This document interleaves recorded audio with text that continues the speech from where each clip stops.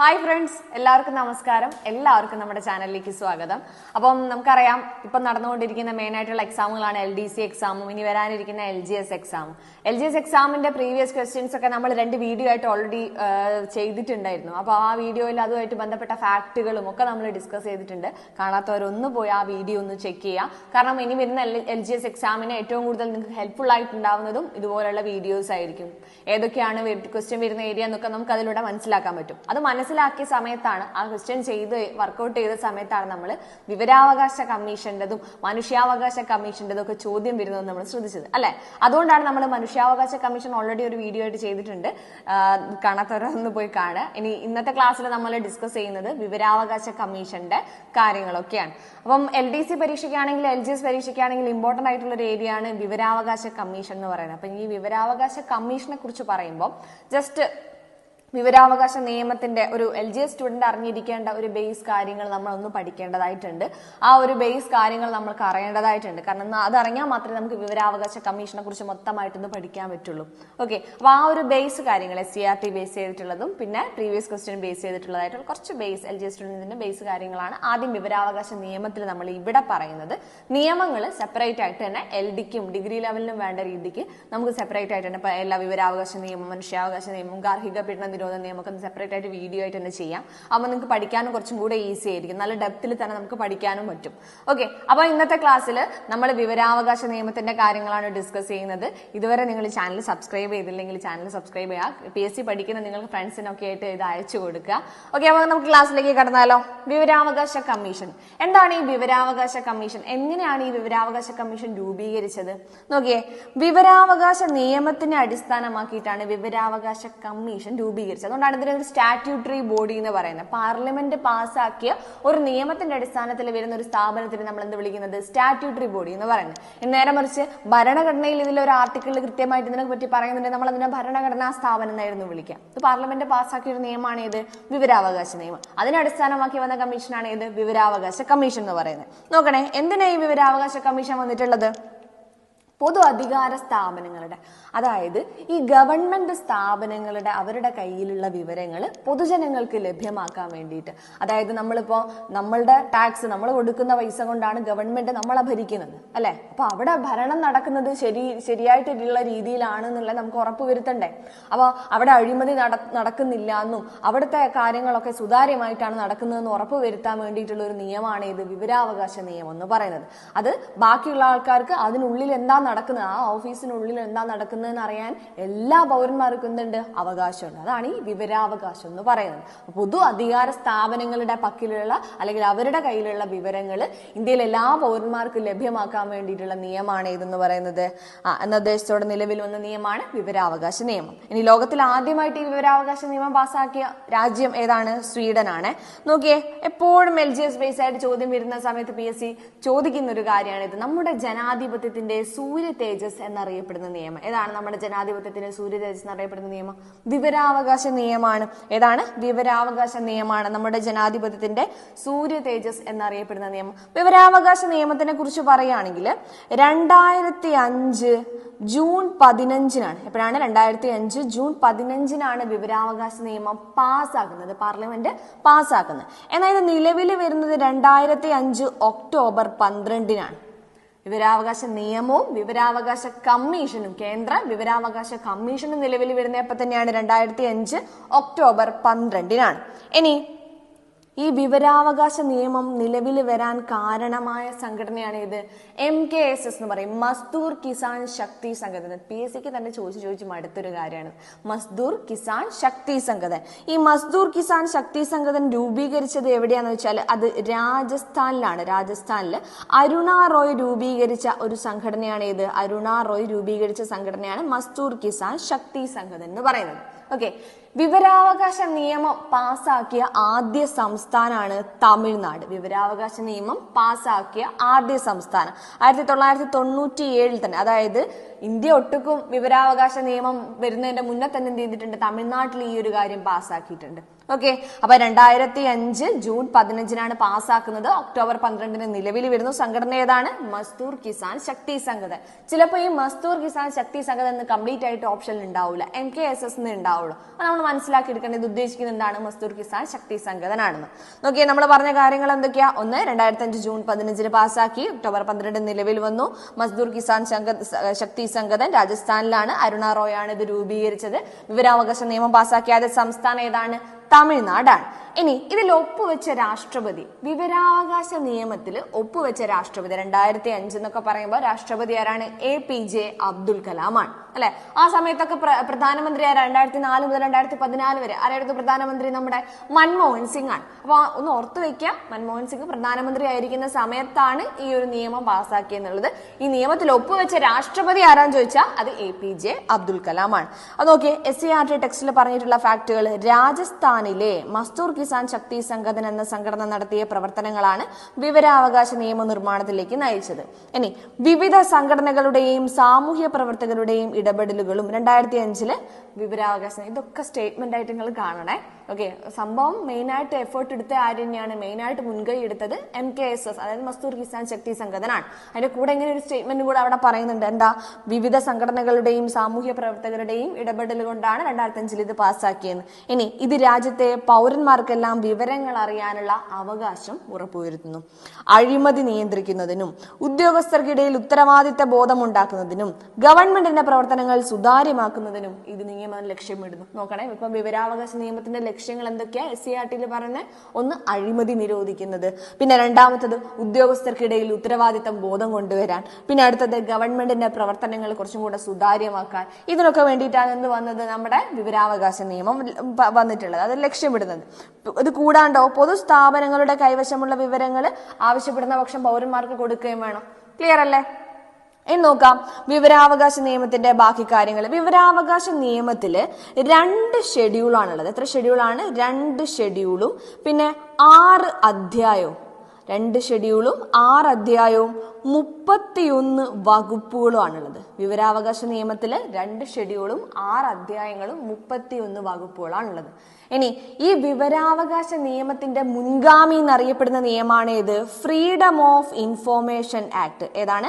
Freedom of information act ആണ് എന്തെന്നറിയപ്പെടുന്നത്? വിവരാവകാശ നിയമത്തിന്റെ മുൻഗാമി എന്നറിയപ്പെടുന്നത്. അത് 2002 പാസ്സാക്കിയ ഒരു നിയമമായിരുന്നു ഇത്, ഫ്രീഡം ഓഫ് ഇൻഫോർമേഷൻ ആക്ട് എന്ന് പറയുന്നത്. അപ്പൊ അതാണെന്ന് അറിയപ്പെടുന്നത് നമ്മുടെ വിവരാവകാശ നിയമത്തിന്റെ മുൻഗാമി. അപ്പൊ നോക്കണേ, 2 ഷെഡ്യൂള്, 6 അധ്യായങ്ങൾ, 6 ചാപ്റ്റേഴ്സ്, പിന്നെ 31 സെക്ഷൻസ് ആണ്, 31 വകുപ്പുകളാണുള്ളത്.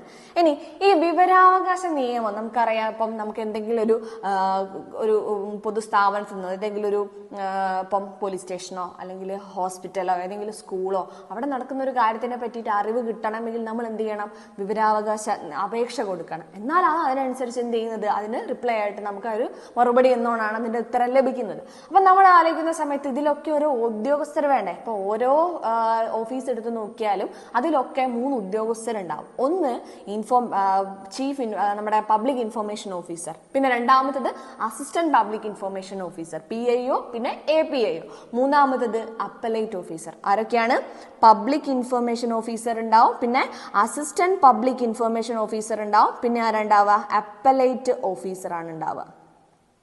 ഓക്കെ, അപ്പം ഈ പബ്ലിക് ഇൻഫർമേഷൻ ഓഫീസറും അസിസ്റ്റന്റ് പബ്ലിക് ഇൻഫർമേഷൻ ഓഫീസറും ഈ അപ്പലേറ്റ് ഈ 3 ഉദ്യോഗസ്ഥരും അവിടെ ഓൾറെഡി വർക്ക് ചെയ്യുന്ന ആളുകൾ തന്നെയായിരിക്കും.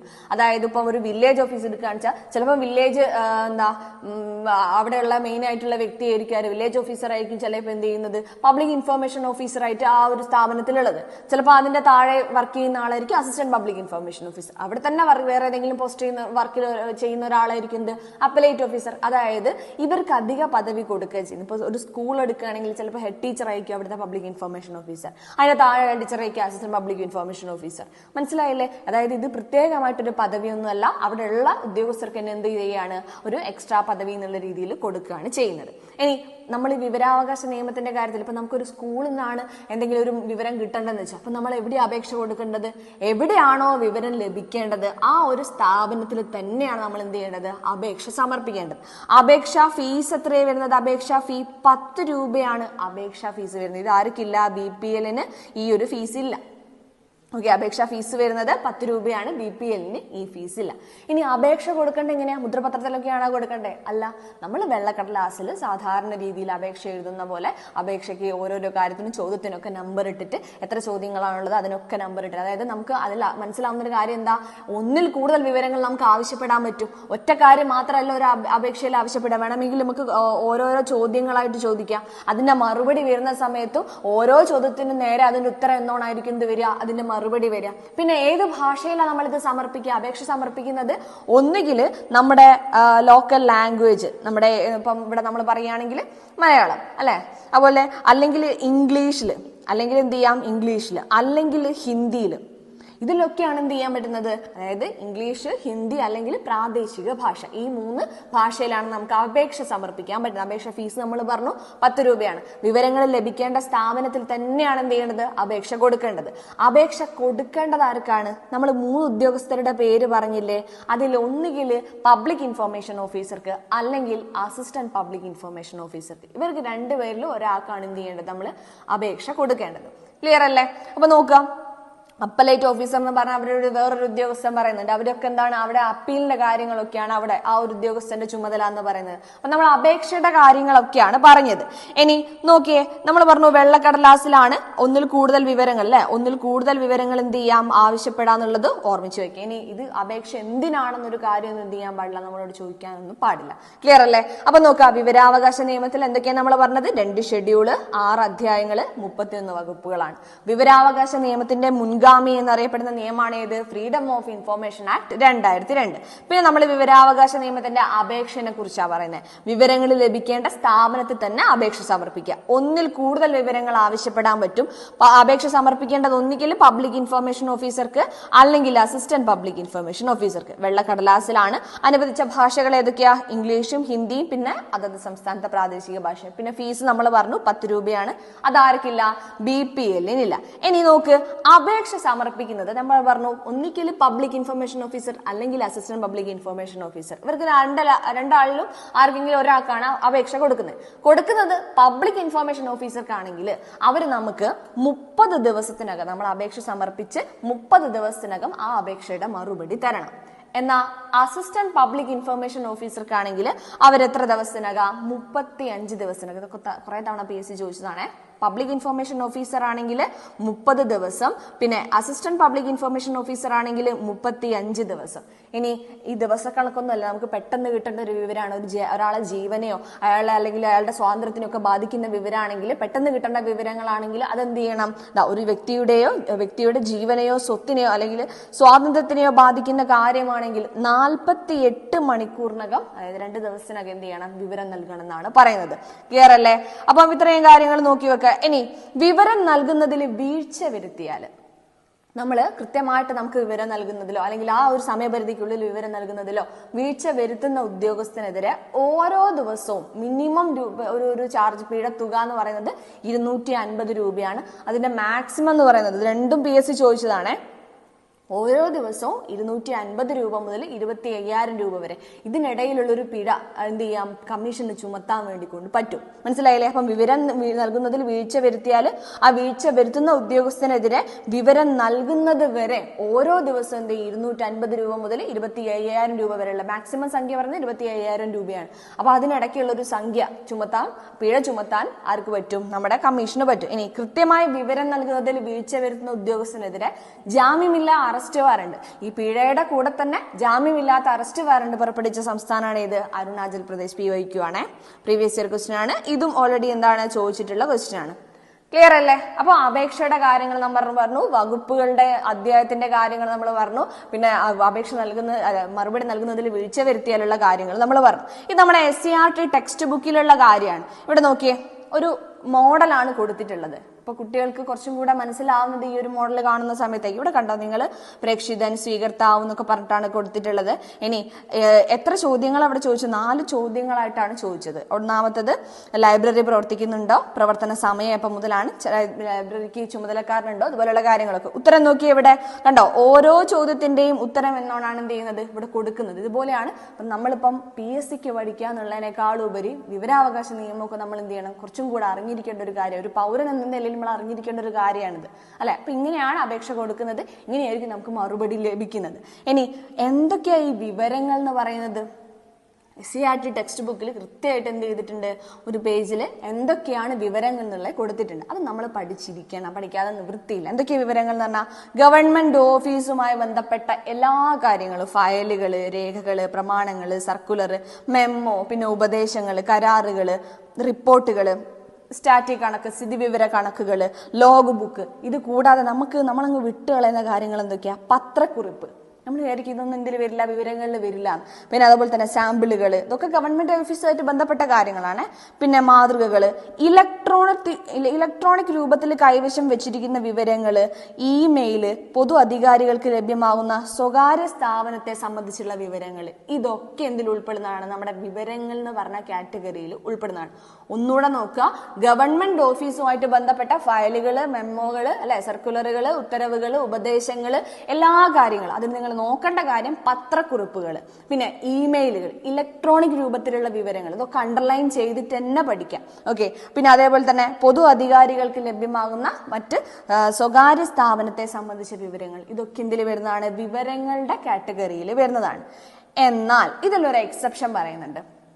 എന്തും ചോദിച്ചാൽ നമുക്ക് അതിന്റെ മറുപടി കിട്ടുമോ? ഇല്ല. അങ്ങനെ കൊടുക്കാൻ പറ്റുമോ? ഇല്ല. കാരണം ഇതൊക്കെ ചില വിവരങ്ങൾ എന്ന് പറഞ്ഞാൽ എന്തായിരിക്കും, അത്രയും വൾണറബിലിറ്റി ഇല്ല, അത്രയും രാജ്യസുരക്ഷേനെ, പിന്നെ രാജ്യത്തിന്റെ ഐക്യത്തിനെ, അഖണ്ഡതേനെ ഒക്കെ ബാധിക്കുന്ന വിവരങ്ങളൊക്കെ ഉണ്ടാവും. അപ്പൊ ഇതൊക്കെ നമ്മൾ ചോദിച്ചാൽ നമുക്ക് കിട്ടുമോ? ഇല്ല. അപ്പൊ അതിനൊക്കെ എന്തുണ്ട്? ഈ വിവരാവകാശം, അവകാശത്തിന് ഒരു ലിമിറ്റ് വെച്ചിട്ടില്ല. അതേപോലെ തന്നെ വിവരാവകാശത്തിന് എന്ത് കൊടുത്തിട്ടുണ്ട്?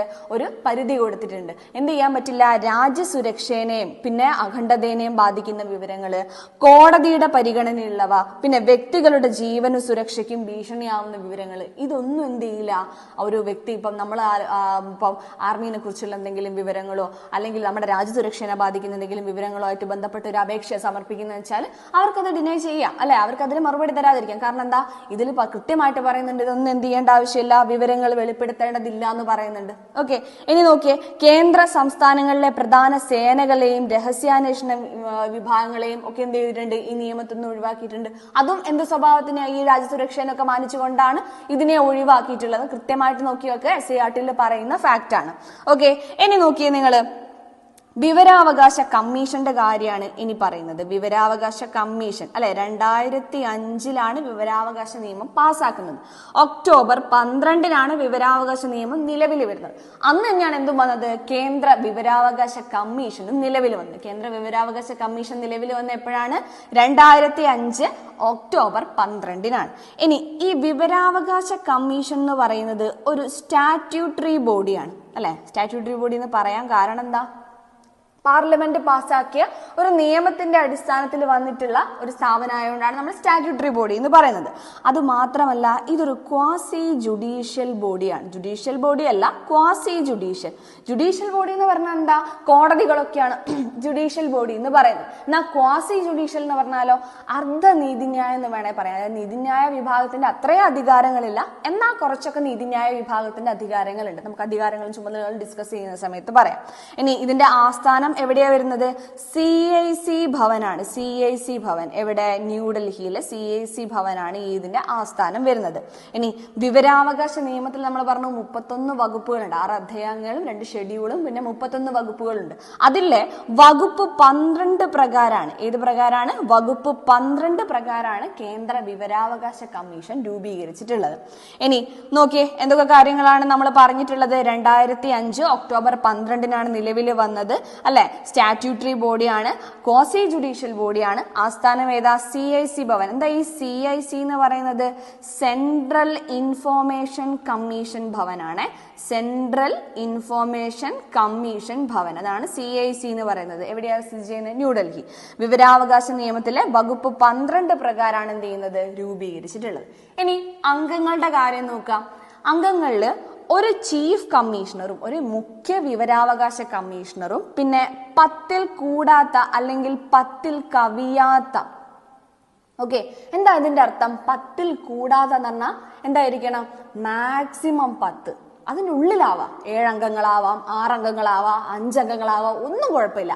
10 വരെ പോവാം. 10-നപ്പുറത്തേക്ക്, 10-ൽ കവിയാൻ പാടില്ല. 10-ൽ കൂടാത്ത അംഗങ്ങൾ എന്നാണ് പറയുന്നത്. അപ്പോൾ ഒരു മുഖ്യ വിവരാവകാശ കമ്മീഷനും 2 കമ്മീഷന്മാരാണ്, ഓക്കെ ആണ്. 10-ൽ കുറവാണ് അംഗങ്ങൾ. പക്ഷെ ഒരു മുഖ്യ വിവരാവകാശ കമ്മീഷനും 12 കമ്മീഷന്മാരും പറ്റുമോ? ഇല്ല. അതുകൊണ്ട് ആ വേർഡ് ഓർമ്മിച്ചു വെച്ചോ. 10-ൽ കുറയാത്ത എന്നല്ല. 10-ൽ കുറയാത്ത എന്ന് പറഞ്ഞിട്ടുണ്ടെങ്കിൽ അതിന്റെ അർത്ഥം മിനിമം 10 വേണമെന്നാ. മനസ്സിലായില്ലേ? 10-ൽ കുറയാത്ത പറഞ്ഞാൽ മിനിമം 10 ഉണ്ടായിരിക്കണം എന്നതിന്റെ അർത്ഥം. ഇവിടെ പറയുന്നത് എന്താ? 10-ൽ കൂടാത്ത, അതായത് മാക്സിമം 10 അംഗങ്ങളെ പറ്റുള്ളൂ. അതിനുള്ളിലായാൽ കുഴപ്പമില്ല, പക്ഷെ അതിൽ കൂടാൻ പാടില്ല. ക്ലിയർ അല്ലേ? ഇത് കുറേ പേര് ഡൗട്ട് ചോദിച്ചിട്ടുള്ളതാണ്, എന്തുകൊണ്ടാണ് ഇങ്ങനെ പറയുന്നതെന്ന്. ഇത് കൃത്യമായിട്ട് മൈൻഡിൽ മനസ്സിലാക്കി വെച്ചാൽ കുഴപ്പമൊന്നുമില്ല. ഇതാണ് എപ്പോഴും PSC മാറ്റി മാറ്റി സ്റ്റേറ്റ്മെന്റ് തരുകയും ചെയ്തത്. അപ്പോൾ 1 + 10-ൽ കവിയാത്ത അംഗങ്ങൾ. ഇനി ഇവരുടെയൊക്കെ കാലാവധി, ഇപ്പൊ നിലവിലുള്ള കാലാവധി ആദ്യം 5 വർഷം 65 വയസ്സായിരുന്നു. ഇപ്പൊ 2019 എന്ത് വന്നു? ഒരു വിവരാവകാശ നിയമത്തിൽ ഒരു ഭേദഗതി വന്നു. ആ ഭേദഗതി പ്രകാരം ഈ ഇവരുടെ കാലാവധി കാര്യങ്ങളൊക്കെ ആർക്ക് തീരുമാനിക്കാം? കേന്ദ്ര ഗവൺമെന്റിന് തീരുമാനിക്കാൻ പറ്റും. അങ്ങനെ കേന്ദ്ര ഗവൺമെന്റ് തീരുമാനിച്ച കാലയളവാണ് എത്ര എന്ന് പറയുന്നത്? 3 വർഷം അല്ലെങ്കിൽ 65 വയസ്സ് എന്ന് പറയുന്നത്. ക്ലിയർ അല്ലേ? 3 വർഷം 65 വയസ്സ്. ഇനി SCRT-ൽ ഇതിനെ കുറിച്ച് പറയുന്നത് നോക്കിയേ, വിവരാവകാശ കമ്മീഷനെ കുറിച്ച് ഓൾറെഡി ഈ കാര്യങ്ങൾ നമ്മൾ ഡിസ്കസ് ചെയ്തു കേട്ടോ. എന്തൊക്കെയാണ് വിവരങ്ങൾ എന്നുള്ള നമ്മൾ ഡിസ്കസ് ചെയ്യും. നമുക്ക് വേണ്ടത് ഈ ഒരു ഭാഗമാണ്. വിവരാവകാശ നിയമപ്രകാരമുള്ള അധികാരങ്ങൾ പ്രയോഗിക്കാനും ചുമതലകളൊക്കെ നിർവഹിക്കാനും വേണ്ടിയിട്ട് എന്ത് വന്നത്? വിവരാവകാശ കമ്മീഷൻ വന്നത്. മുഖ്യ വിവരാവകാശ കമ്മീഷണർ ഇവിടെ കൊടുത്തേ കണ്ടോ? 10-ൽ കവിയാത്ത അംഗങ്ങൾ, 10-ൽ കൂടാത്ത അല്ലെങ്കിൽ 10-ൽ കവിയാത്ത അംഗങ്ങൾ വിവരാവകാശ കമ്മീഷനിൽ ഉണ്ടാവും. ഇനി ആവശ്യപ്പെട്ട സമയത്തിനകം അല്ലെ കൃത്യമായിട്ട് മറുപടി തരാതിരിക്കുകയോ നിരസിക്കുകയോ പിന്നെ അത് ഒരു തെറ്റായതോ തൃപ്തികരമല്ലാത്തതോ ഒക്കെ തരികയാണെങ്കിൽ നമുക്ക് എന്ത് ചെയ്യാൻ പറ്റും? അപ്പീൽ കൊടുക്കാൻ വേണ്ടിയിട്ട് പറ്റും. ഇനി ഇത് കമ്മീഷന് ബോധ്യപ്പെട്ടാൽ എന്താ? വിവരങ്ങൾ നൽകുന്നത് വരെ ഓരോ ദിവസവും നമ്മൾ പറഞ്ഞു 250 രൂപ മുതൽ 25,000 രൂപ വരെ. ഇവിടെ 250 കൊടുത്തിട്ടുള്ളൂ, നമ്മളൊന്നും കൂടെ മനസ്സിലാക്കി വെക്കുക. 25,000 രൂപ വരെ എന്ത് ചെയ്യാൻ പറ്റും? പിഴ ചുമത്താൻ വേണ്ടിയിട്ട് പറ്റും. നോക്കാം. വിവരാവകാശ കമ്മീഷനെ നിയമിക്കുന്നത് രാഷ്ട്രപതിയാണ്. ഇനി നീക്കം ചെയ്യുന്നതും ആര് തന്നെ? രാഷ്ട്രപതി തന്നെയാണ്. വിവരാവകാശ കമ്മീഷൻ രാജിക്കത്ത് സമർപ്പിക്കുന്ന ആർക്കാണ്? രാഷ്ട്രപതിക്ക് തന്നെയാണ്. സംഭവം ഒരു രാഷ്ട്രപതിയാണ് നിയമിക്കുന്നെങ്കിലും ഇത് ആരൊക്കെ ആയിരിക്കണം കമ്മീഷനിലെ അംഗങ്ങളെന്ന് തീരുമാനിക്കുന്നത്? സെലക്ട് ചെയ്യുന്ന കമ്മിറ്റി, സെലക്ടിങ് കമ്മിറ്റി ഏതാണ്? വേറെയാണ്. അവർ സെലക്ട് ചെയ്ത് ആളുകളെ രാഷ്ട്രപതിയോട് പറയും, രാഷ്ട്രപതി നിയമിക്കുകയാണ് ചെയ്യുന്നത്. ഈ തിരഞ്ഞെടുക്കുന്ന കമ്മിറ്റിയിൽ ആരൊക്കെയുള്ളത്? അതിന്റെ അധ്യക്ഷനാണ്. തിരഞ്ഞെടുക്കുന്ന കമ്മിറ്റിയുടെ അധ്യക്ഷനാണ് ആരെന്ന് പറയുന്നത്? പ്രധാനമന്ത്രി, പിന്നെ പ്രധാനമന്ത്രി നിർദ്ദേശിക്കുന്ന ക്യാബിനറ്റ് മന്ത്രി, പിന്നെ ലോകസഭ പ്രതിപക്ഷ നേതാവ്. ആരൊക്കെയാണ്? പ്രധാനമന്ത്രി നിർദ്ദേശിക്കുന്ന ക്യാബിനറ്റ് പദവിയുള്ള ഒരു മന്ത്രി, അതുകൂടാതെ ലോകസഭ പ്രതിപക്ഷ നേതാവ്. അപ്പൊ ലോക്സഭയിൽ പ്രതിപക്ഷ നേതാവ് ഇല്ലാന്ന് വെച്ചോ, ഔദ്യോഗികമായിട്ട് ഒരു പ്രതിപക്ഷ നേതാവ് ഇല്ലെങ്കിൽ ഒരു നിശ്ചിത സീറ്റ് കിട്ടിയാൽ മാത്രമേ നമുക്ക് ഒരു പ്രതിപക്ഷ നേതാവ് എന്ന് ഔദ്യോഗികമായിട്ട് പറയാൻ പറ്റുള്ളൂ അല്ലെ. അപ്പൊ ആ ഒരു പ്രതിപക്ഷ നേതാവ് ഇല്ലെങ്കിൽ എന്താ സംഭവിക്കുക? ലോകസഭയിലുള്ള നമ്മുടെ ഓപ്പോസിഷൻ പാർട്ടി, ഏറ്റവും വലിയ ഓപ്പോസിഷൻ പാർട്ടി ഏതാണോ അതിന്റെ ഒരു നേതാവിനെയാണ് എന്ത് ചെയ്യുന്നത്? ഈ ഒരു കമ്മിറ്റിയിൽ അംഗമാക്കുന്നത്. അതൊന്ന് ഓർമ്മിച്ചു വെക്കണേ. വലിയൊരു ഓപ്പോസിഷൻ പാർട്ടിയിലുള്ള ഒരു നേതാവിനെയാണ് എന്ത് ചെയ്യുന്നത്? ഇതില് നമ്മുടെ ഒരു അംഗമായിട്ട് നിയമിക്കുന്നത്. അപ്പൊ പ്രധാനമന്ത്രി നിർദ്ദേശിക്കുന്ന ക്യാബിനറ്റ് മന്ത്രി, പിന്നെ ലോക്സഭ പ്രതിപക്ഷ നേതാവ്, ഇവരാണ് എന്ത് ചെയ്യുന്നത്? കമ്മീഷന്മാരെയും കമ്മീഷണറെയും ഒക്കെ സെലക്ട് ചെയ്യുന്നത്. എന്നിട്ട് ആർക്ക് നിർദ്ദേശം കൊടുക്കും? രാഷ്ട്രപതിക്ക് നിർദ്ദേശം കൊടുക്കും. എന്നിട്ട് രാഷ്ട്രപതി അവരെ നിയമിക്കുകയാണ് ചെയ്യുന്നത്. ഇനി കാലാവധി ഓൾറെഡി നമ്മൾ പറഞ്ഞു, എത്രയാ വരുന്നത്? 3 വർഷം 65 വയസ്സാണ്. ഇനി ഇവർ റിപ്പോർട്ട് സമർപ്പിക്കുന്ന ആർക്കാണ്? അത് ശ്രദ്ധിക്കേണ്ട കാര്യമാണ്. സ്റ്റാറ്റ്യൂട്ടറി ബോഡിയാണ് നമ്മൾ ഓൾറെഡി പറഞ്ഞു അല്ലെ. അതുകൊണ്ട് തന്നെ രാഷ്ട്രപതിക്കല്ല റിപ്പോർട്ട് സമർപ്പിക്കുന്നത്, കേന്ദ്ര ഗവൺമെന്റിനാണ്. അപ്പം കേന്ദ്ര വിവരാവകാശ കമ്മീഷൻ റിപ്പോർട്ട് സമർപ്പിക്കുന്നത് ആർക്കാണ്? കേന്ദ്ര ഗവൺമെന്റിനാണ്. ഇപ്പൊ സംസ്ഥാനമാണെങ്കിൽ സംസ്ഥാന ഗവൺമെന്റിനായിരിക്കും. ക്ലിയർ അല്ലേ? നോക്കാം ഇവരുടെ പുനർനിയമനത്തിന്റെ കാര്യം. മുഖ്യ വിവരാവകാശ കമ്മീഷണർ, അതായത് വിവരാവകാശ കമ്മീഷന്റെ മെയിൻ ആയിട്ടുള്ള വ്യക്തി പുനർനിയമനത്തിന് യോഗ്യനല്ല. അവർക്ക് വീണ്ടും മുഖ്യ വിവരാവകാശ കമ്മീഷണർ ആവാൻ വേണ്ടിയിട്ട് കഴിയില്ല. എന്നാൽ അംഗങ്ങൾക്കില്ലേ, അതായത് നമ്മൾ പറഞ്ഞല്ലോ ഒരു ചെയർമാനും 10 അംഗങ്ങളും, മാക്സിമം 10 എന്നുള്ള രീതിയിലല്ലേ പറഞ്ഞേ. അതിൽ 10 അംഗങ്ങൾക്ക് വേണമെങ്കിൽ എന്താവാം? ചെയർമാൻ ആവാം. അംഗങ്ങൾക്ക് ചെയർമാൻ ആവാം. ഓക്കെ. ഇനി അംഗങ്ങൾക്ക് എന്ത് ചെയ്യാൻ പറ്റില്ല? വീണ്ടും അംഗമാവാൻ പറ്റൂല.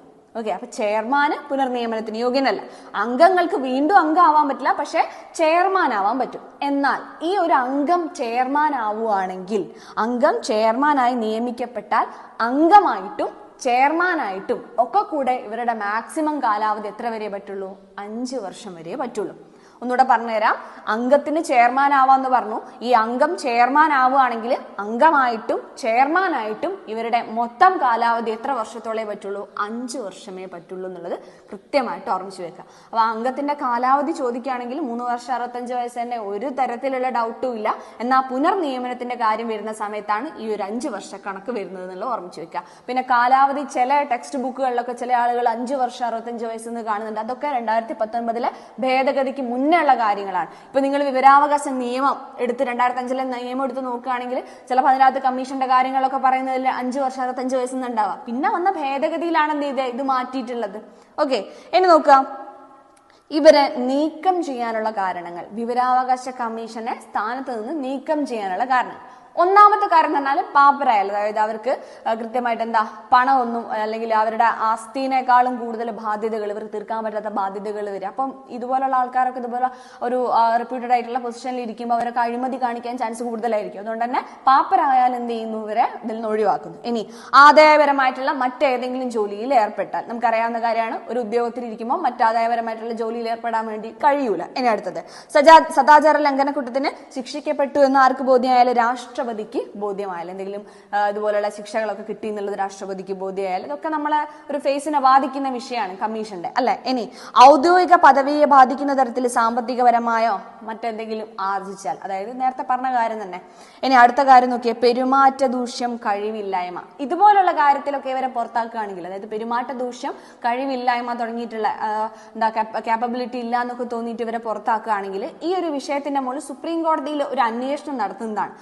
രാഷ്ട്രപതി ഈ ഒരു വിഷയത്തിന്റെ മുകളിൽ സുപ്രീം കോടതിയോട് എന്ത് ചെയ്യും, അന്വേഷണം നടത്താൻ വേണ്ടിയിട്ട് ആവശ്യപ്പെടും. എന്നിട്ട് ആ അന്വേഷണത്തിന്റെ റിപ്പോർട്ടിന്റെ അടിസ്ഥാനത്തിലാണ് സുപ്രീം കോടതിയായിട്ട് ചർച്ച ചെയ്തിട്ട് അതിന്റെ റിപ്പോർട്ടിന്റെ അടിസ്ഥാനത്തിലാണ് ഇവർ രാഷ്ട്രപതി എന്ത് ചെയ്യുന്നത്, അപ്പൊ പെരുമാറ്റ ദൂഷ്യം, കഴിവില്ലായ്മ പോലുള്ള കാര്യങ്ങളിലൊക്കെ ഇവരെ നീക്കം ചെയ്യുന്നത്. ക്ലിയർ അല്ലേ? അപ്പൊ നീക്കം ചെയ്യുന്ന കാരണങ്ങൾ ഒന്ന് നോക്കി വെക്കാം. നോക്കാം ചുമതലകളും അധികാരങ്ങളും. എന്തൊക്കെയാണ് വിവരാവകാശ കമ്മീഷനുള്ള ചുമതലകളും അധികാരങ്ങളും? നോക്കിയേ, വിവരാവകാശ കമ്മീഷന് പരാതി ലഭിച്ചതിന് ഭാഗമായിട്ടുള്ള അന്വേഷിക്കുന്ന സമയത്ത് എന്ത് ചെയ്യാം, ഒരു സിവിൽ കോടതിയുടെ അധികാരങ്ങൾ ലഭിക്കുന്നു. അപ്പൊ നേരത്തെ നമ്മൾ പറഞ്ഞു ക്വാസി ജുഡീഷ്യൽ ബോഡിയാണ്, ജുഡീഷ്യൽ ബോഡി അല്ല, ക്വാസി ജുഡീഷ്യൽ ബോഡിയാണ്. അതിന്റെ അർത്ഥം എന്താ, നീതിന്യായ സംവിധാനത്തിന്റെ അത്രയും അധികാരങ്ങളില്ല, എന്നാൽ അതിനൊത്ത തന്നെയുള്ള അധികാരങ്ങൾ, കുറെ അധികാരങ്ങൾ ലഭിക്കുന്നുണ്ട്. ഇവിടെ കണ്ടില്ലേ, ഒരു സിവിൽ കോടതിന് സമാനമായിട്ടുള്ള അധികാരങ്ങളാണ് എന്ത് ചെയ്യുന്നത്, ലഭിക്കുന്നത്. അപ്പൊ അധികാരങ്ങൾ എന്ന് പറയുമ്പോൾ കോടതിക്ക് ശിക്ഷിക്കാനുള്ള അധികാരമുണ്ട്, പക്ഷെ വിവരാവകാശ കമ്മീഷന് ശിക്ഷിക്കാനുള്ള അധികാരം ഇല്ല. പക്ഷെ നോക്കിയേ, വ്യക്തികളെ വിളിച്ചു വരുത്താനും അവരെ ഹാജരാക്കാനും പിന്നെ വാക്കാലോ രേഖാമൂലമുള്ള തെളിവുകൾ സ്വീകരിക്കാനും കോടതിനെ പോലെ തന്നെ ആവശ്യമെങ്കിൽ രേഖകൾ ഹാജരാക്കുന്നതിന് നിർബന്ധിക്കാം. പിന്നെ നോക്ക്, രേഖകളുടെ കണ്ടെത്തലിനും പരിശോധനയ്ക്കൊക്കെ ആവശ്യപ്പെടാം. സത്യവാങ്മൂലത്തിന് മേൽ ഞാനൊരു പരാതിയൊക്കെ കൊടുത്തു, എനിക്ക് ഇങ്ങനെ ഒരു കാര്യം, ഒരു അഴിമതി ഒരു സ്ഥലത്ത് നടക്കുന്നുണ്ടെന്ന് ബോധ്യപ്പെട്ടിട്ടുണ്ടെന്ന് പറഞ്ഞൊരു പരാതിയൊക്കെ കൊടുത്തു കഴിഞ്ഞാൽ ആ സത്യവാങ്മൂലത്തിന്റെ മുകളിൽ തെളിവ് സ്വീകരിക്കാനും കോടതികളിൽ നിന്നും പൊതുസ്ഥാപനങ്ങളിൽ നിന്നും രേഖകൾ ആവശ്യപ്പെടാനും പിന്നെ സാക്ഷികളെ വിസ്തരിക്കുന്നതിനും രേഖകൾ പരിശോധിക്കുന്നതിനും സമൻസ് പുറപ്പെടുവിക്കുന്നതിനും ഒക്കെ ഇതൊക്കെ സിവിൽ കോടതികളുടെ അധികാരങ്ങൾ. ഇതൊക്കെ ആർക്കുണ്ട്, നമ്മുടെ കേന്ദ്ര വിവരാവകാശ കമ്മീഷനുണ്ട്. വിവരാവകാശ കമ്മീഷനുള്ള അധികാരങ്ങളാണ് ഇതൊക്കെ. എന്നാൽ ശിക്ഷകൾ കൊടുക്കാനോ അല്ലെങ്കിൽ ശിക്ഷകൾ നടപ്പിലാക്കാനോ ഒന്നുള്ള അധികാരങ്ങൾ ആർക്കില്ല, നമ്മുടെ വിവരാവകാശ കമ്മീഷനിലാന്നുള്ള ഓർമ്മിച്ച് വെക്കുക. അപ്പൊ സിവിൽ കോടതിക്ക് സമാനമായിട്ടുള്ള അധികാരങ്ങളാണ് വ്യക്തികളെ വിളിച്ചു വരുത്തുക, പിന്നെ അവരെ ഹാജരാക്കിയിട്ട് അവരോട് ഓരോ കാര്യങ്ങൾ ആവശ്യപ്പെടുക, വാക്കാലോ രേഖാമൂലമുള്ള തെളിവുകൾ സ്വീകരിക്കുക. അതായത് ഇപ്പൊ ഒരു പരാതിന്റെ മുകളിലായിരിക്കും ഈ കാര്യങ്ങളൊക്കെ ചെയ്യുന്നത്. അപ്പൊ വിവരാവകാശ കമ്മീഷന് ഒരു പരാതികൾ ലഭിക്കുകയാണെങ്കിൽ അവരെന്ത് ചെയ്യും, അതിനനുസരിച്ച് ഈ കാര്യങ്ങളൊക്കെ ചെയ്യുന്നതാണ്. പിന്നെ രേഖകൾ ഹാജരാക്കുന്നതിന് നിർബന്ധിക്കാവുന്ന, അപ്പൊ ഞാൻ ഏതെങ്കിലും ഒരു സ്ഥാപനത്തിൽ വിവരാവകാശ അപേക്ഷ കൊടുത്തു, അവിടുന്ന് രേഖകൾ കിട്ടുന്നില്ലെങ്കിൽ അവരെന്ത് ചെയ്യാം, രേഖകൾ ഹാജരാക്കുന്നതിന് നിർബന്ധിക്കാം. പിന്നെ രേഖകളുടെ കണ്ടെത്തലിനും പരിശോധനയ്ക്കും ആവശ്യപ്പെടാം. പിന്നെ സത്യവാങ്മൂലത്തിന്റെ മുകളിൽ തെളിവ് സ്വീകരിക്കുക. പിന്നെ പൊതുസ്ഥാപനങ്ങളിൽ നിന്നൊക്കെ രേഖകൾ ആവശ്യപ്പെടാനുള്ള അധികാരം, സാക്ഷികളെ വിസ്തരിക്കുന്നതിനും സമർപ്പിക്കുന്നതിനും റിപ്പോർട്ടുകൾ രേഖകളൊക്കെ പരിശോധിക്കുന്നതിനും സമൻസ് പുറപ്പെടുവിക്കുന്നതിനും ഒക്കെ എന്തിനുള്ള അധികാരങ്ങളുണ്ട്, വിവരാവകാശ കമ്മീഷന് അധികാരമുണ്ട്. ഇതൊക്കെയാണ് സ്റ്റേറ്റ്മെന്റ് ആയിട്ട് വരിക. അപ്പൊ നമ്മൾ ഇങ്ങനെ ആലോചിച്ചിരിക്കും എക്സാം ഹാളിൽ ഇതൊക്കെ ഉണ്ടോ എന്നുള്ള രീതിയിൽ ആലോചിച്ചിരിക്കും അല്ലെ. ഇനി നോക്കിയേ വിവരാവകാശ കമ്മീഷന്റെ കാര്യങ്ങളാണ് നമ്മൾ പറയുന്നത് അല്ലെ. വിവരാവകാശ കമ്മീഷൻ ആദ്യത്തെ കമ്മീഷണർ ആരായിരുന്നു? ആദ്യത്തെ കമ്മീഷണർ വജാഹത്ത് ഹബീബുള്ള ആയിരുന്നു. ആരാണ് ആദ്യത്തെ മുഖ്യ വിവരാവകാശ കമ്മീഷണറായിരുന്നു? വജാഹത്ത് ഹബീബുള്ള. ഓർമ്മിച്ച് വെക്കുക കേട്ടോ, PS എപ്പോഴും ചോദിച്ചിട്ടുള്ളതാണ്. രണ്ടാമത്തത് ഓർമ്മിച്ച് വെക്കുക, രണ്ടാമത്തതായിരുന്നു AN തിവാരി. രണ്ടാമത്തത് AN തിവാരി. ഇനി മൂന്നാമത്തതാണ് സത്യാനന്ദ മിശ്ര. സത്യാനന്ദ മിശ്രയായിരുന്നു മൂന്നാമത്തെ വിവരാവകാശ കമ്മീഷൻ. ഇനി നാലാമത്തത് ദീപക് സന്ധു. ആരാണ്? ദീപക് സന്ധു. ഇവിടെ നമ്മൾ കഴിഞ്ഞ ക്ലാസ്സിൽ കണ്ടിട്ടുള്ളതാണ് ദീപക് സന്ധുയുടെ ഒരു ക്വസ്റ്റ്യൻ PSC ചോദിച്ചത് അല്ലെ. മുഖ്യ വിവരാവകാശ കമ്മീഷണറായ ആദ്യ വനിതയാണ് ദീപക് സന്ധു. എത്രാമത്തെ വ്യക്തിയായിരുന്നു? നാലാമത്തെ വ്യക്തി. അപ്പൊ ആദ്യത്തെ വജാഹത്ത് ഹബീബുള്ള, ആദ്യ വനിത ചോദിച്ച ദീപക് സന്ധു. ഇനി അഞ്ചാമത്തേതായിരുന്നു സുഷമ സിംഗ്. അഞ്ചാമത്തത് സുഷമ സിംഗ്. അപ്പൊ നമ്മളോട് ചോദിക്കുകയാണ് രണ്ടാമത്തെ വനിത. ആദ്യ വനിത ദീപക് സന്ധു, രണ്ടാമത്തെ വനിതയാണ് ആര്? സുഷമ സിംഗ്. ഇനി ആറാമത്തെ വ്യക്തിയാണ് രാജീവ് മാത്തൂർ. ആരാണ്? രാജീവ് മാത്തൂർ ആണ് അടുത്ത വ്യക്തി. ഇനി ഏഴാമത്തത് വിജയ് ശർമ്മ. വിജയ് ശർമ്മ. ഇനി 8 RK മാത്തൂർ. ഓക്കെ. അപ്പൊ നമ്മളോട് ചോദിക്കാന്ന് വെച്ചോ, താഴെ കൊടുത്തിരിക്കുന്നതിൽ മുഖ്യ വിവരാവകാശ കമ്മീഷൻ ആവാത്ത വ്യക്തി അല്ലെങ്കിൽ ആ പദവി വഹിക്കാത്ത വ്യക്തി ആരാന്ന് ചോദിച്ചാൽ നമ്മൾ നോക്കി വെക്കണം. അതായത് ആകെ ഇപ്പൊ 12ാമത്തെ വിവരാവകാശ കമ്മീഷനാണുള്ളത്, മുഖ്യ വിവരാവകാശ കമ്മീഷൻ. അതുകൊണ്ട് ആ 12 ആൾക്കാരെ പേര് നമുക്കൊരു പരിചയം വേണം. 8ാമത്തെ വ്യക്തിയാണ് RK മാത്തൂർ. ഇനി 9ാമത്തെ വ്യക്തിയാണ് സുധീർ ഭാർഗവ. 9ാമത്തത് സുധീർ ഭാർഗവ. ഓക്കെ. അപ്പൊ നോക്കി വെക്കണേ. ആദ്യത്തത് വജാഹത്ത് ഹബീബുള്ള, ആദ്യ വനിതയാണ് ദീപക് സന്ധു, പിന്നെ രണ്ടാമത്തെ വനിതയാണ് സുഷമ സിംഗ്, 9ാമത്തെ വ്യക്തിയാണ് സുധീർ ഭാർഗവ, 10ാമത്തെ വ്യക്തിയാണ് ബിമൽ ജുൽക്ക. ബിമൽ ജുൽക്ക. ഓക്കെ. ഇനി 11ാമത്തെ വ്യക്തിയൊക്കെ നമ്മൾ കേട്ടിട്ടുണ്ടാവും, യശ്വർദ്ധൻ കുമാർ സിൻഹ, YK സിൻഹ എന്നൊക്കെയാണ് ഓപ്ഷൻ വരാറുള്ളത് അധികം. ഇനി നിലവിൽ 12ാമത്തെ വ്യക്തിയാണ് ആര്? ഹീരാലാൽ സമാരിയ. ഓക്കെ. ആരാണ്? ഹീരാലാൽ സമാരിയ.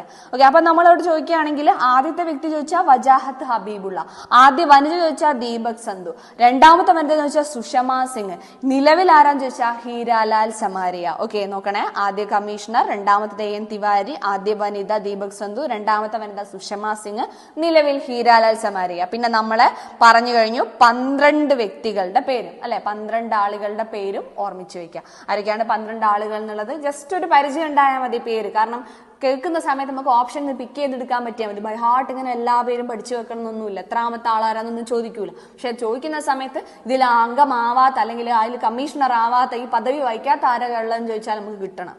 ഓക്കെ അല്ലേ? അപ്പൊ നിങ്ങൾക്ക് നല്ല രീതിക്ക് മനസ്സിലായെന്ന് വിചാരിക്കുന്നു. കുറച്ചധികം നല്ല രീതിയിൽ നല്ല ഒരു പോയിന്റ്സ് ഒക്കെ നമ്മൾ ഉൾപ്പെടുത്തിയിട്ടുണ്ട്. ഒരു ഓർഡർ ആക്കിയിട്ടാണ് ഞാൻ നിങ്ങൾക്ക് തന്നിട്ടുള്ളത്. നിങ്ങൾ അതേ ഓർഡറിൽ പഠിക്കുകയാണെങ്കിൽ നമുക്ക് ആ കാര്യം തലയിലുണ്ടാവും. പിന്നെ വിവരാവകാശ നിയമം നമ്മൾ അധികം ഡെപ്തിലേക്ക് പോയിട്ടില്ല. SCERT പറഞ്ഞ കാര്യങ്ങൾ മാത്രമേ ഞാൻ ഡിസ്കസ് ചെയ്തിട്ടുള്ളൂ. അതുകൊണ്ട് തന്നെ LGS പഠിക്കുന്ന ആള് ഇതിലും കൂടുതലായിട്ട് നിങ്ങൾ നോക്കേണ്ടതില്ല. അപ്പം LGS പഠിക്കുന്ന ആൾക്കാർക്ക് ഡൗട്ടാണ്, എവിടെയാണ് ഇതിന്റെ ഒരു അതിർവരമ്പ്, ഇതിൽ കൂടുതൽ നോക്കണോ, ഈ ചവറ് മൊത്തം വായിക്കണോ അല്ലെ, അങ്ങനെയാണല്ലോ പറയാ. അപ്പോൾ ഇതിൽ കൂടുതലായിട്ട് നിങ്ങൾ നോക്കേണ്ടതില്ല. ഇതിന്റെ ഉള്ളിൽ നിന്ന് തന്നെയായിരിക്കും എന്ത് വരുന്നത്, ചോദ്യങ്ങൾ വരുന്നത്. ഇത്രയും കോൺഫിഡൻസ് ആയിട്ട് നമുക്ക് പറയാൻ പറ്റുന്നതും അതുകൊണ്ട് തന്നെയാണ്. അപ്പൊ നല്ല രീതിക്ക് പഠിക്കുക.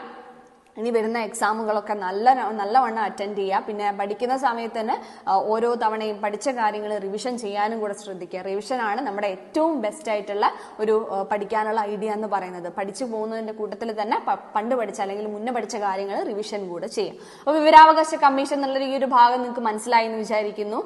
പഠിക്കുന്ന കാര്യത്തിൽ കുറച്ചും കൂടെ എന്ത് ചെയ്യുക, ഒരു ചിട്ട വരുത്തിയിട്ട് എന്തൊക്കെയാണ് പഠിച്ചത്, ഇനി എന്തൊക്കെയാണ് പഠിക്കാനുള്ളത് എന്നുള്ളത് നോക്കിയിട്ട് ഉറപ്പ് വരുത്തുക. അപ്പോൾ നിങ്ങൾ ഇതിന്റെ PDF കാര്യങ്ങൾക്കും നമ്മുടെ ക്വസ്റ്റ്യൻസ് കിട്ടാനും പിന്നെ നമ്മുടെ പോൾ ക്വസ്റ്റ്യൻസ് ഒക്കെ അറ്റൻഡ് ചെയ്യാനും വേണ്ടിയിട്ട് നമ്മുടെ ടെലിഗ്രാം ഗ്രൂപ്പിലും കൂടി ഒന്ന് അംഗമാവുക. നിങ്ങളുടെ PSC പഠിക്കുന്ന ഫ്രണ്ട്സുകൾക്കും ഒക്കെ ഇതൊന്ന് ഷെയർ ചെയ്യുക. അടുത്ത ക്ലാസ്സിൽ പുതിയൊരു ടോപ്പിക്കായിട്ട് കാണാം. താങ്ക്